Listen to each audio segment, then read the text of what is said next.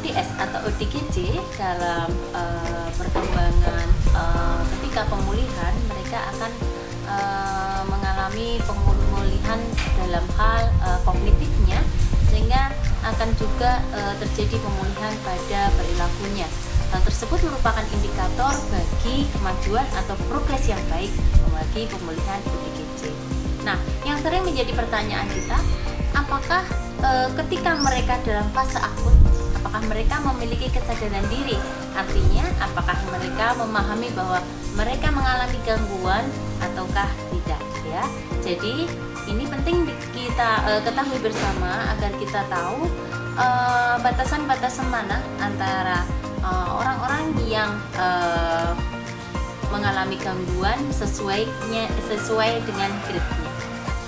Oke, ini perlu kita ketahui bersama untuk pengetahuan agar kita bisa memahami tingkatan atau grade dari berat ringannya gangguan jiwa.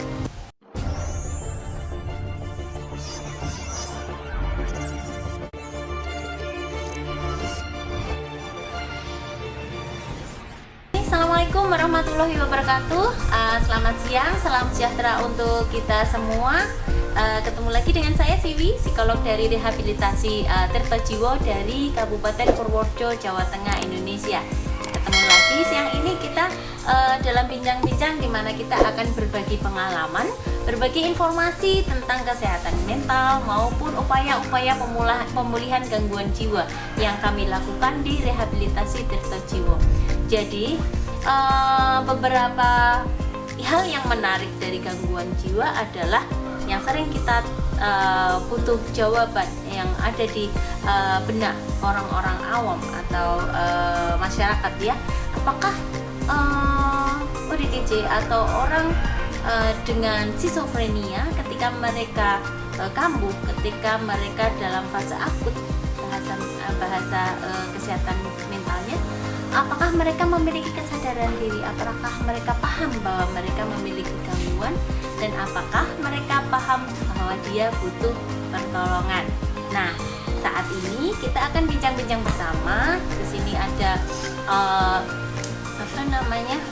klien kami yang dia berkenan untuk membagi cerita, membagi pengalaman, ya Bang, sehingga kita semua memiliki gambaran yang lebih positif tentang gangguan jiwa dan upaya-upaya pemulihannya. Oke Bang, jadi waktu pertama kali muncul gejala itu berapa tahun yang lalu? Sebenarnya gejala awalnya sudah lama ya, semenjak saya di drop out atau dikeluarkan dari SMA itu sudah mulai merasa tidak nyaman. Terus sekitar pada tahun 2006 ketika bapak saya pulang dari haji di Mekah, saya kambuh lagi, yaitu diri saya merasa seperti kambing, bukan manusia. Jadi jadi suara itu saya kambing gitu, bukan jadi, manusia. Ketika ngomong dengar kupingnya bahwa suaranya suara embek. Iya gitu. Terus jalannya juga pakai tangan dan kaki, pakai kaki gitu. Nah, orang-orang lihatnya gimana waktu itu? Orang-orang lihatnya saya mengalami orang desa ya, ketempar atau kena jin gitu. Tapi terus oleh kambing gitu ya? Ya, terus oleh bapak saya dibawa ke Rumah Sakit Jiwa Menur Surabaya. Selama setengah bulan saya di Rumah Sakit Jiwa Menur Surabaya. Dalam perjalanan ke Rumah Sakit Menur naik mobil Avanza kalau tidak salah pada waktu itu bersama bapak saya juga mengalami gangguan yang sangat berat, yaitu berubah menjadi anjing. Jadi, berubah ya? Iya, setelah jadi kambing jadi anjing. Yang wik-wik gitu, seperti anjing gitu. Terus rasanya tubuhnya juga mengecil gitu, seperti anjing betulan seperti itu. Terus saya dibawa ke Menur. Alhamdulillah ada sedikit tapi belum sembuh total, tapi saya sudah minta pulang. Waktu itu ada anak-anak PKL dari Nusa Tenggara Timur.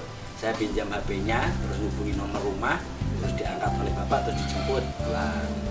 Kenapa di situ nelpon sudah merasa sembuh? Iya, saya berusaha untuk menyembuhkan diri di Menur dengan olahraga. Jadi Menur itu kan lorongnya panjang, untuk lari bisa.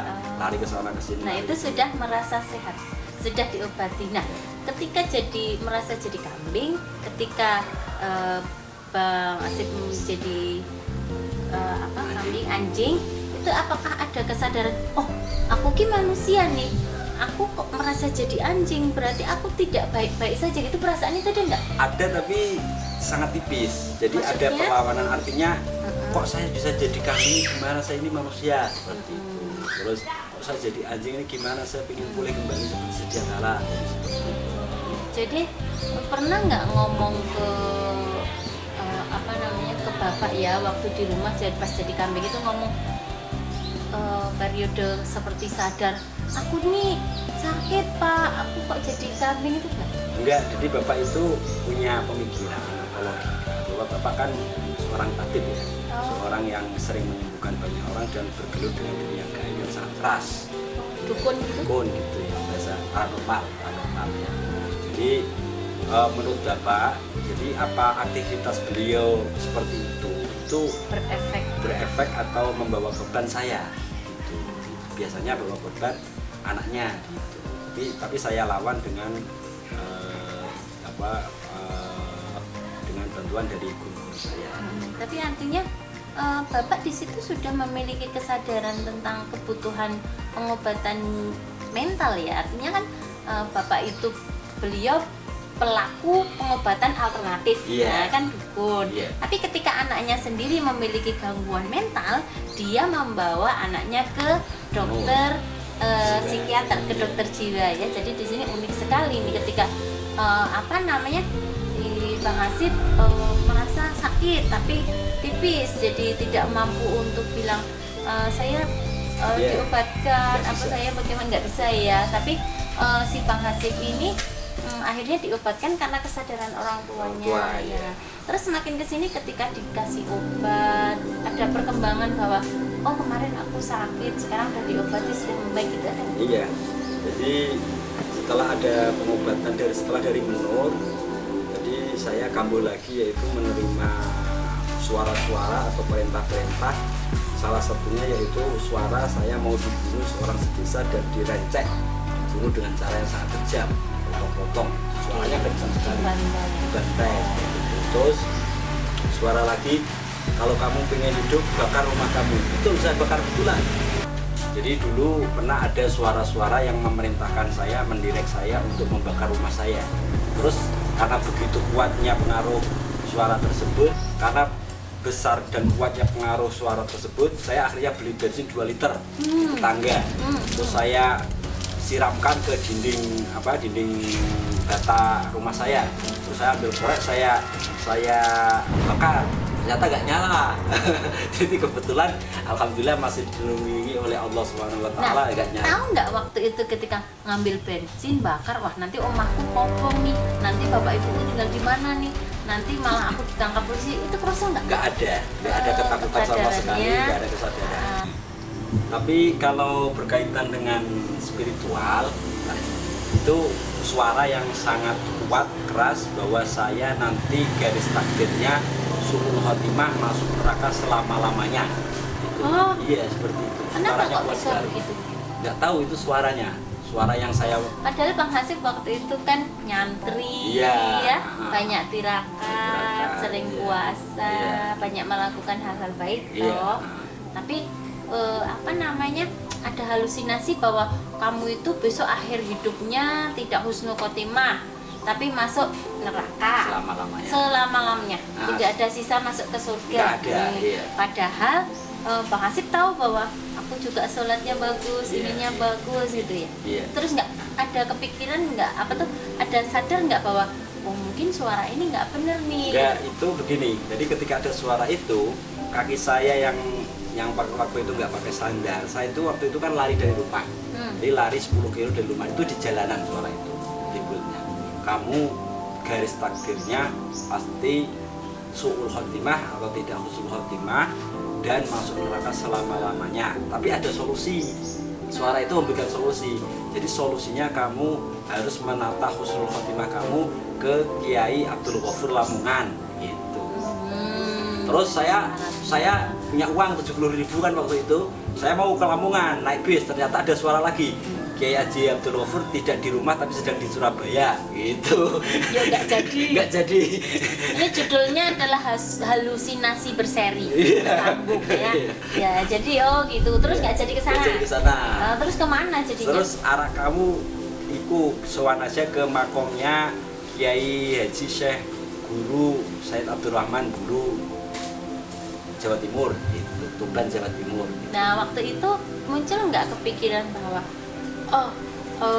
bisikan-bisikan itu nggak benar karena saya ini ada gangguan jiwa gitu nggak ya? Nggak ada. Nah, ya. Berarti itu merasa benar ini harus aku lakukan. Oke ya. Jadi nanti kita bahas grade-nya, di mana grade itu akan menggambarkan seberapa derajat berat atau ringannya gangguan. Terus lagi Bang?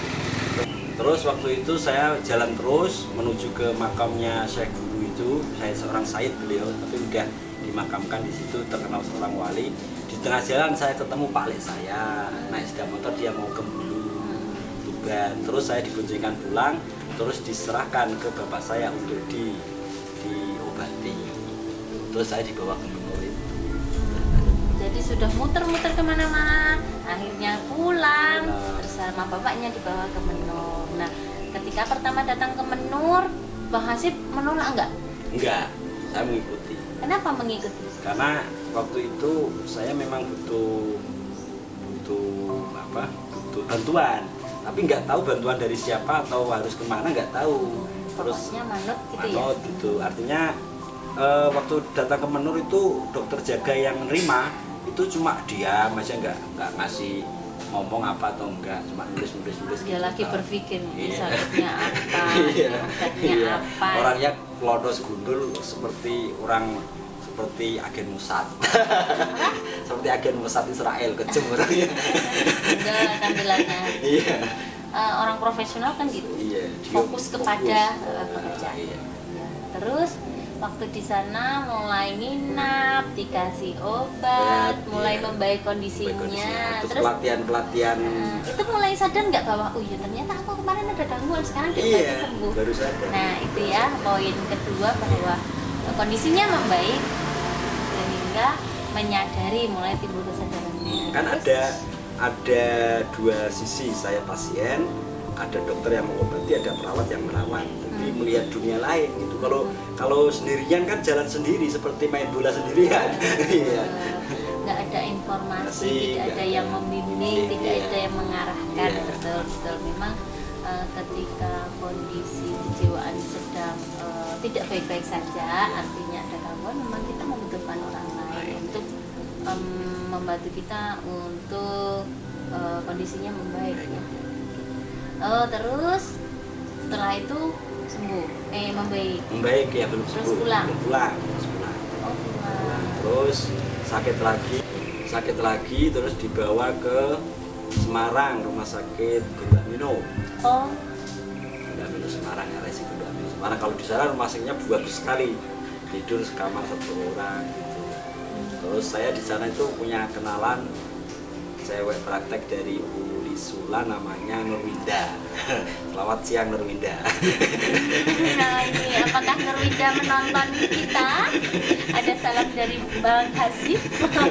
Iya. Terus Ya sering ngobrol, terus bicara. bisa tukar pengalaman gitu ya, sharing. Oke ya memang. Tapi menurut saya dokter yang paling memberikan konseling yang pas itu dokter Kristianta. Nggak ada, di pengalaman saya itu. Rata-rata mereka tidak melakukan psikoanalisa, nggak melakukan tanya jawab, langsung tulis resep gitu. Kalau dokter Kristianta kan ngobrol, tanya jawab. Pembongkaran apa sih yang dirasakan kemarin, kenapa kok terjadi kayak gini, terus bisa tidur enggak ya.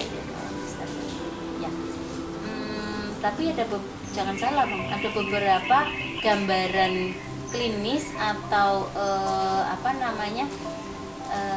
yang bisa dilihat.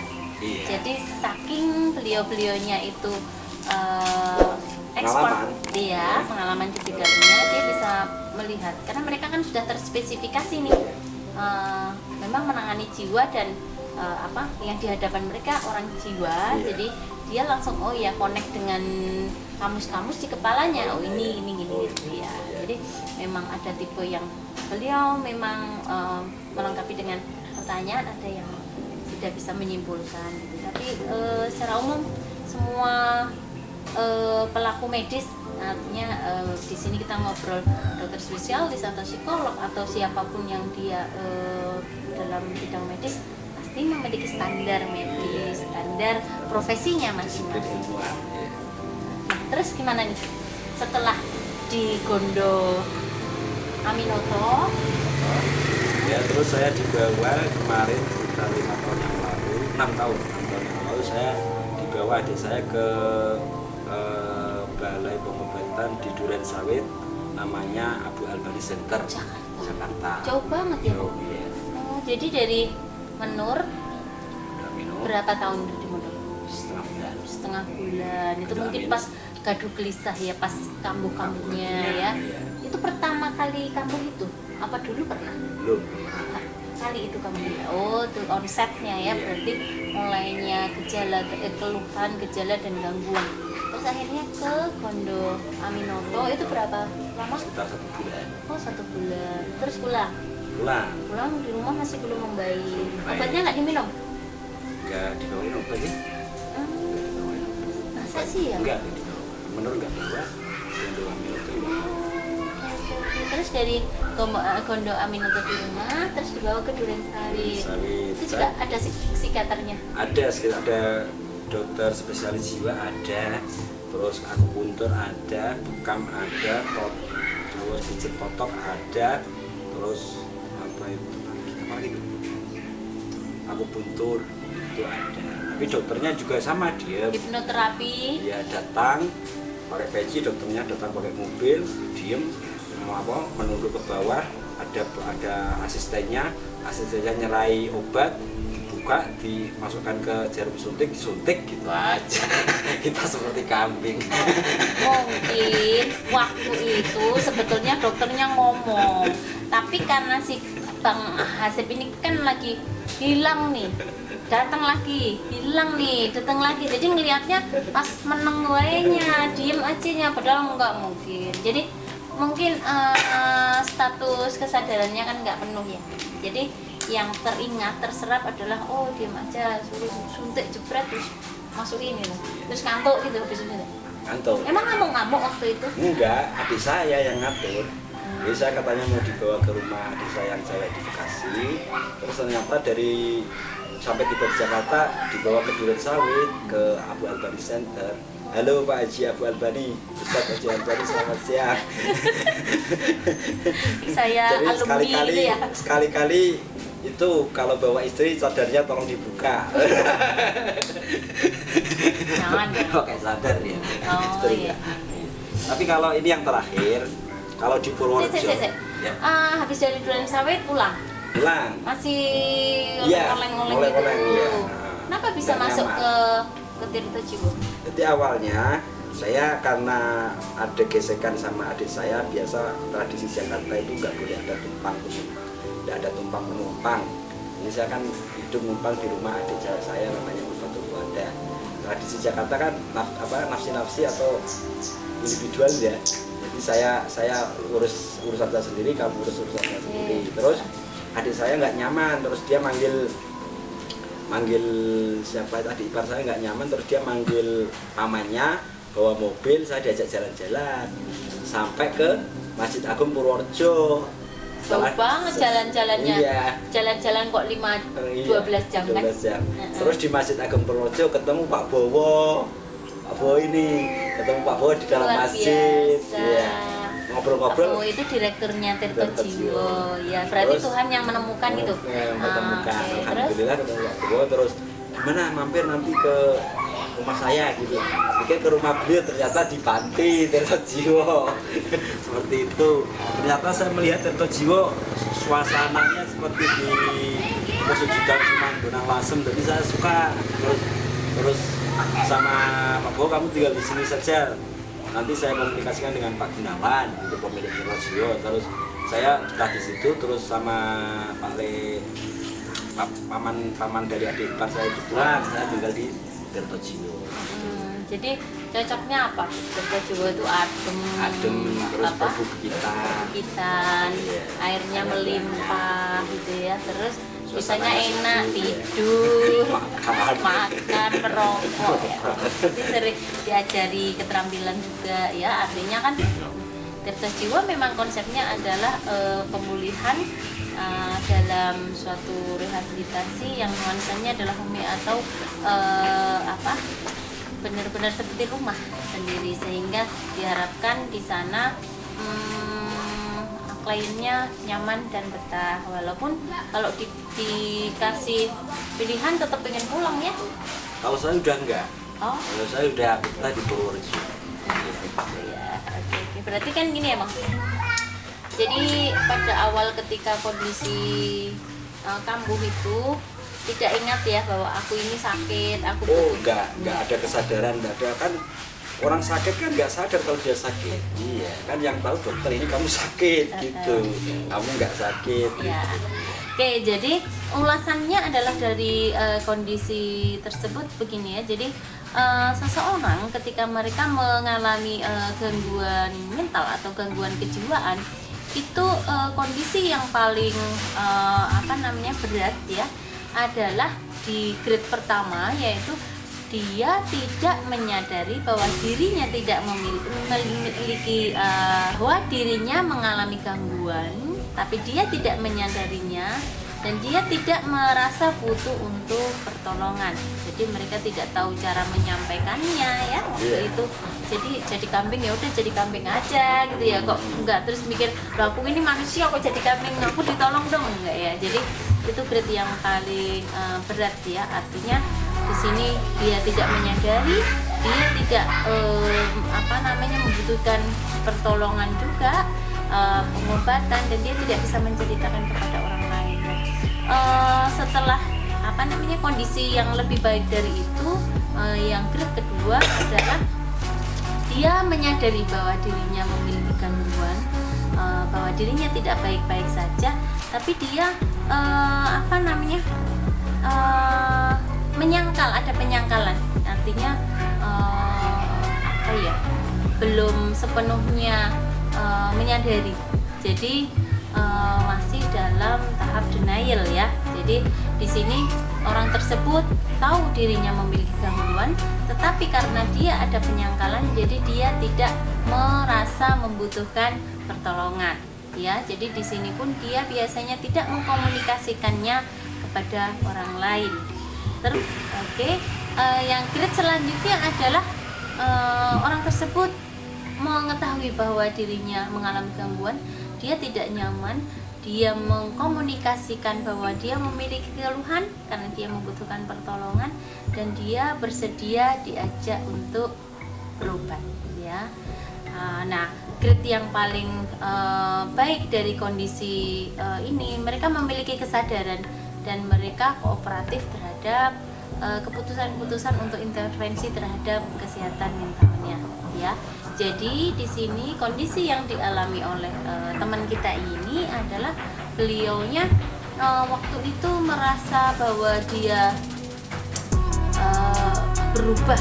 Jadi dari yang baik-baik saja tiba-tiba jadi kambing ya. Tapi dia nggak tahu nih bahwa itu kondisi gangguan ya. Jadi dalam kita menangani ODS atau ODGJ dalam fase pemulihan itu kita juga memberikan kesadaran pada titik-titik kita pemulihan, kita juga mengkomunikasikan kondisi sebelumnya yang mereka alami, sehingga mereka memahami gambaran ketika mereka mengalami gangguan, dan kita bisa bersama-sama untuk menilai progres dari perkembangannya. Sehingga di sini ketika kita merehabilitasi, kita juga melibatkan orang tersebut untuk penyadaran, membangkitkan penyadaran dirinya, menilai progresnya, dan mengevaluasi bersama untuk capaian-capaian yang akan dicapai berikutnya. Seperti beliau, artinya beliau sekarang bisa melakukan hal-hal yang orang sehat lakukan ya. Pertama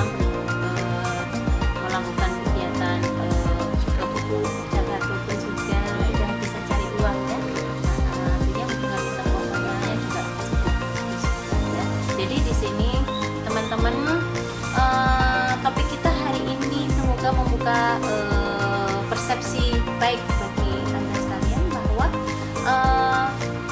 terkadang orang yang memiliki gangguan dia tidak mampu untuk mengatakan tolonglah saya. Jadi lihatlah orang-orang yang memang membutuhkan pertolongan dan tolonglah mereka untuk mereka bisa pulih dan bisa menjalani hari-harinya lebih baik. Cermati gejala-gejala yang nampak, di mana gejala-gejala ini bisa dilihat dari perbedaan perilaku, ya, dari kebiasaan mereka dengan kondisi ketika gangguan, ya. Oke teman-teman, tonton terus Tirto Jiwa, jangan lupa like, subscribe dan share agar informasi-informasi pemulihan jiwa dan juga kesehatan mental bisa disebarkan luas dan kesadaran untuk mendukungnya akan semakin besar. Nah, yang terakhir mungkin ada yang akan disampaikan Bang Hasyim kepada teman-teman yang masih sakit atau teman-teman yang fase pemulihan supaya bersabar buat menjalani dan taat obatnya. Silahkan. Jadi bagi teman-teman yang mengalami ODGJ atau gangguan jiwa skizofrenia, jadi saya harapkan segera meminta bantuan pertolongan kepada ahlinya, yaitu psikiater atau dokter spesialis jiwa, agar bisa memberikan ruang baru bagi pemikiran dan kondisi jiwa. Jadi beliau tadi juga menyampaikan bahwa ketika saya sendirian dengan gangguan jiwa ini, ya saya seperti orang main bola sendirian, nggak tahu harus kemana. Tapi ketika ada dokter, ada perawat, dokter dan perawat ini akan memberikan bimbingan, akan memberikan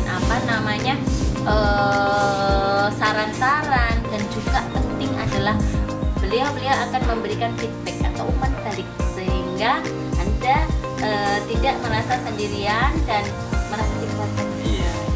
Dan terlibat dalam pemulihan jiwa. Itu ya teman-teman. Oke, sampai ketemu lagi di lain kesempatan. Tetap jaga kesehatan fisik dan mental. Oke, ketemu lagi di lain kesempatan. Wabillahi taufiq wal hidayah. Wassalamualaikum warahmatullahi wabarakatuh.